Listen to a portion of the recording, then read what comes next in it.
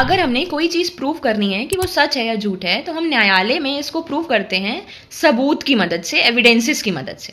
और जो section 21E of भारतीय साक्ष्य अधिनियम है, इसमें लिखा हुआ है कि जो एविडेंसेस होते हैं, सबूत होते हैं, वो दो तरीके के होते हैं।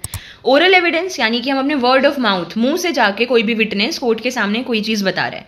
और दूसरे एविडेंसेस होते हैं डॉक्यूमेंट्री एविडेंस, यानी कि हम डॉक्यूमेंट्स या रिकॉर्ड्स के थ्रू कोई भी चीज प्रूव कर रहे हैं कोर्ट के सामने। लेकिन ये जो ओरल एविडेंसेस होते हैं ना, इनके मामले में सुप्रीम कोर्ट ने कहा, एक केस था Shahjahan Ismail Mohammad Shaikh versus state of Maharashtra. ये केस डिसाइड हुआ था 14 जुलाई 2022 को।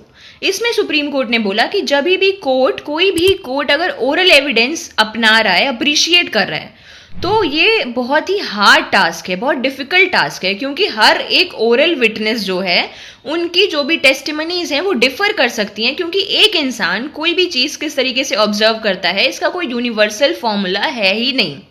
हर इंसान की ऑब्जर्वेशन स्किल्स अलग हैं। और सबसे बड़ी बात, एक इंसान की मेमोरी की बात होती है। एक इंसान ने कोई इंसिडेंट अगर बहुत दिन पहले देखा है, तो ज़रूरी नहीं है कि उसको एग्जैक्टली वो चीज़ याद होगी, राइट? क्योंकि कोई टेप रिकॉर्डर नहीं है कि वो एग्जैक्टली हम प्ले बटन दबाएंगे कोर्ट के सामने तो वो सीक्वेंस वाइज सारे इवेंट्स बताने ही लग जाएगा।